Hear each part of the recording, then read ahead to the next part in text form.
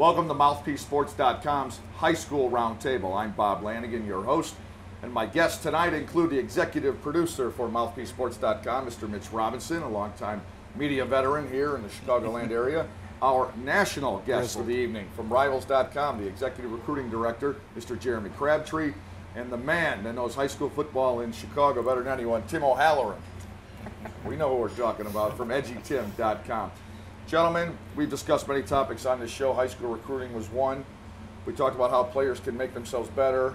One way, the IHSA is going to take a closer look at how players make themselves better legally and illegally, and I think we all know what we're talking about, the steroid factor. It's been front page news for a long time. It exploded over the last couple of years in terms of the baseball factor, but now it's very legitimately an issue, anyway, if I can term it that, in high school sports. The IHSA in Illinois has a program coming out, and they will be the fourth state joining Texas, New Jersey, and Florida in drug testing.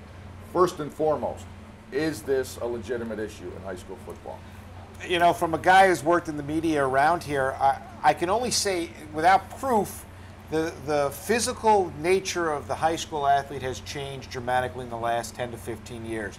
These are not kids that are playing, these are men. Right. The way they hit is a man-style hit. These guys are huge, and sure, there's weight room, but I used to go into the weight room and work out as long as I could, and I didn't get to the size and proportion these kids are. So you have to wonder, is it trickling down? Also, when you look at their role models, and they see this prevalent everywhere, and there's always, I need an edge to get to a big-time program. There are ways to get it on the internet. So I think it's great that they're looking at it. It's about time. You know, there's going to be a percentage of kids, I have a feeling, unfortunately, you're going to find, have experimented, and now it's time to get them, for their own health and their own physical well-being, off this and out of that path. Tim, I mentioned it as a high school football issue. It's not necessarily high school football. No. It's a high school sports issue. But football seems to be the one sport where I don't know if it's tolerated on the professional level anyway. I mean, in the baseball, if you test positive for steroids, you put a black mark on the game. In the NFL, Sean Merriman tests positive, and he's still an all-pro. I definitely think the steroid issue is tied in more to the football angle, but I'll be honest with you, Bob, I think I've seen athletes in other sports, certainly on a high school level, that are taking steroids. I also don't think it's a gender issue either. You're right. I think it's also happening on the girls' side. My biggest question with this, and obviously I applaud the IHSA for undertaking this. Now, we have a million different questions about it I'm sure we're going to get into and throw out there. My main concern with this, with the IHSA, are they throwing a deck chair off the Titanic? You know, steroids is certainly an issue, and thanks to Major League Baseball and the other sports that made it a big issue.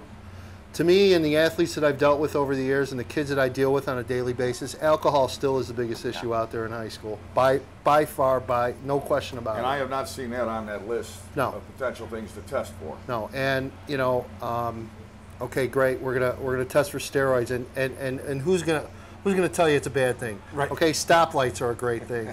Power brakes are a great thing. Okay, testing for steroids is a great thing. Okay, no one's gonna argue it. Is it gonna be done right? When is it gonna be handled? When is the timing of the test gonna be handled? Right now, the IHSA is proposing testing at the end of the year. Okay, great. Why not test at the beginning of the year? Now, I understand it's a brand new program. It's gonna take time, and I'm.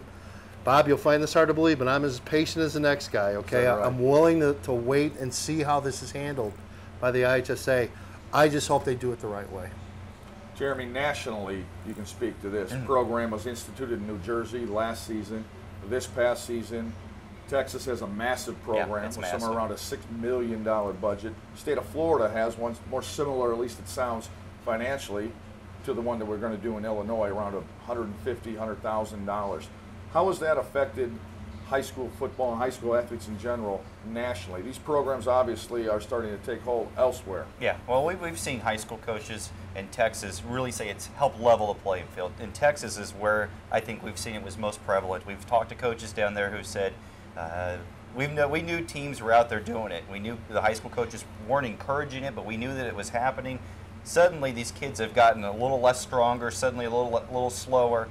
So I think it's probably helped level the playing field. We'll have to wait and see what it does in New Jersey, how it affects that up there. But I think in Texas and in Florida, no question, we've seen it level the playing field, and it's brought back the most important thing: how talented you are on the football field, not how talented you are taking a pill or shooting something in your arm. So you're saying that it got to a point where they didn't force their players, but teams as a whole had some kind of side program going on. Yeah, it wasn't. The coaches knew. The coaches knew. I talked to enough high school coaches in Texas who they were not idiots. I mean, they know that they've got weight rooms. They've got state-of-the-art weight rooms down in Texas and lots of money, but it's not the same as Sure. taking the juice and getting bigger and stronger.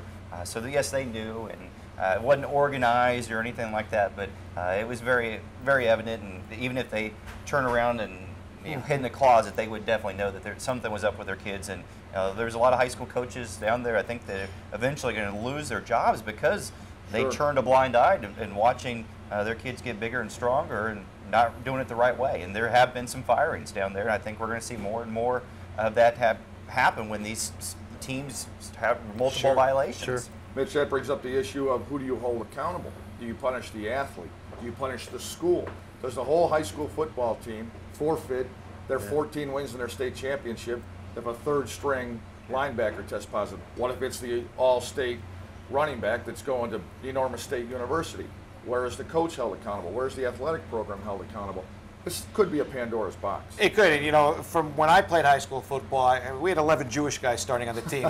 We had no problem with steroids. We went 0-9, and we weren't going to win anything. We knew it. We had a good time. So it's a different world out there. There's so much money on the line, potential money for these families. And right, who are you going to punish? First, you got to look at the parents too, because Right. they're the first line of that. You have to be able to educate your kid. You have to talk to them about it. You don't know what's going to happen to your body. You're just growing. It's even in baseball when you talk about it as kids. If my kids want to play baseball, I don't want them throwing curveballs before they're at a certain age because their elbows they get ruined. So I think it starts with the parents, and if they don't have that structure, then it has to start with an uncle, a grandmother, somebody close to them, or the coach. And that's, I think, you got to hold them accountable before you hold a kid who's 15, 16 years old accountable.